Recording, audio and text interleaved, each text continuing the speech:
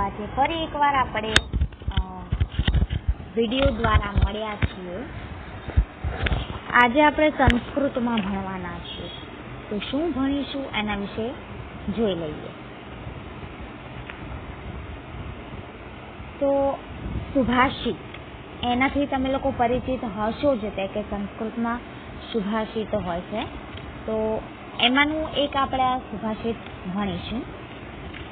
પૃથ્વીવ્યામ ત્રીણિ રત્નાનિ જલમન્નમ સુભાષિતમ મુભેઃ પાષાણખંડેષુ રત્નસજ્જતા પ્રદીયતે. પૃથ્વીવ્યામ એટલે કે પૃથ્વી પર ત્રણ રત્નાની, રત્ન છે, જલ, અન્ન અને સુભાષિત એટલે કે જળ, ખોરાક અને સુભાષિત. મૂઢેઃ એટલે કે મૂર્ખ લોકો, પાષાણ ખંડેષુ, પાષાણ એટલે કે પથ્થર, ખંડેષુ એટલે કે ટુકડો, પથ્થરનો ટુકડો, રત્ન સજ્જા પ્રદીયતે, રત્ન કહે છે. આખું ભાષાંતર આપણે જોઈ લઈએ. પૃથ્વી પર માત્ર 3 જ રત્ન છે, જળ, ખોરાક અને સુભાષિત. છતાં પણ મૂર્ખ લોકો પથ્થરના ટુકડાને રત્ન કહે છે. તો આ એક સુભાષિત આપણે જોયું. એવા જ આપણે બીજા સુભાષિતો પાઠ 5માં સુભાષિત વૈભવ એટલે કે સુભાષિતોની સમૃદ્ધિ એમાં જોઈશું. શરૂઆત કરતા પહેલા આપણે થોડુંક આ વાંચી લઈએ. સંસ્કૃત સાહિત્યમાં મોટા કાવ્યને મહાકાવ્ય તરીકે અને નાના કાવ્યને મુક્તક તરીકે ઓળખવામાં આવે છે. જેમ એક નાનકડું મોતી બહુમૂલ્ય હોય છે, તેમ આ નાનકડા મુક્તકો પણ બહુમૂલ્ય છે. આવા મુક્તકો સુભાષિત હોય છે.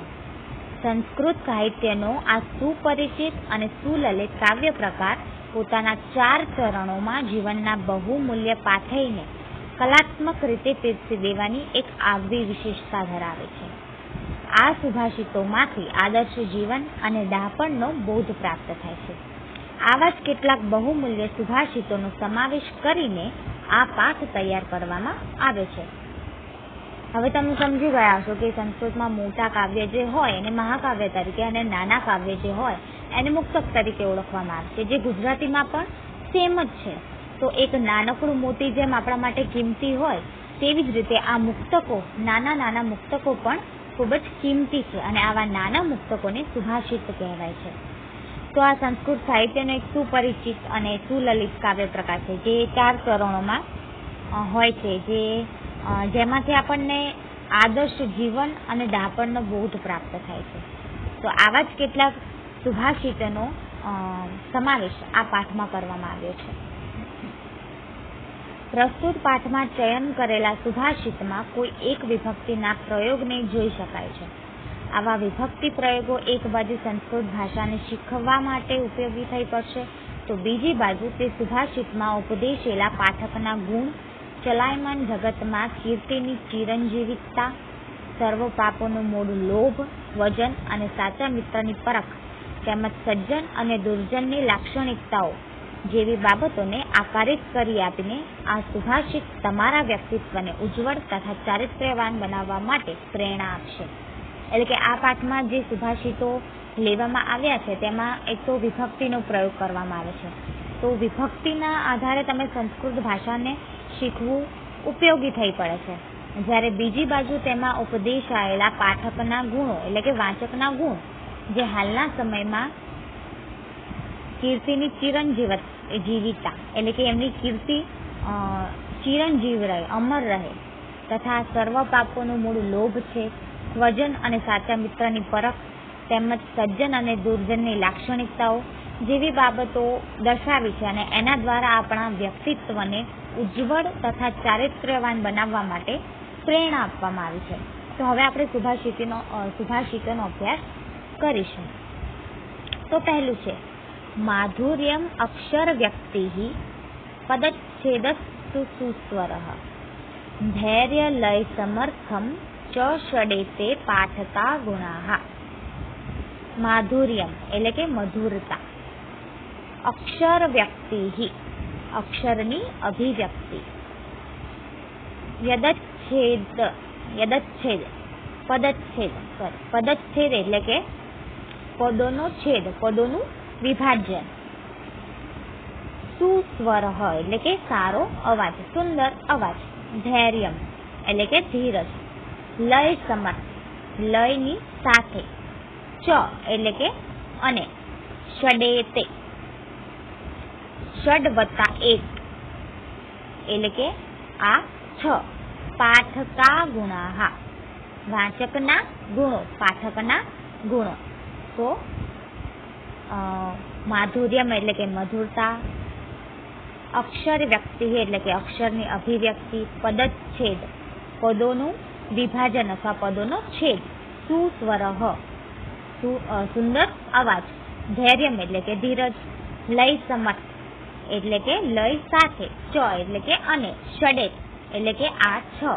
પાઠકા ગુણાહા એટલે કે વાચકના ગુણો. તો હવે આખું ભાષાંતર આપણે જોઈ લઈએ. મધુરતા, અક્ષરની અભિવ્યક્તિ, પદોનું વિભાજન, સારો અવાજ, ધીરજ અને લય, આ 6 વાચકના ગુણો છે. વાચકના ગુણો એટલે કે વાંચવા માટે આપણે આ 6 ગુણો જરૂરી છે. મધુરતા, અક્ષરની અભિવ્યક્તિ, એક તો મીઠાશ હોવી જોઈએ. અક્ષરની અભિવ્યક્તિ એટલે અક્ષર કેવી રીતે આપણે બોલવા.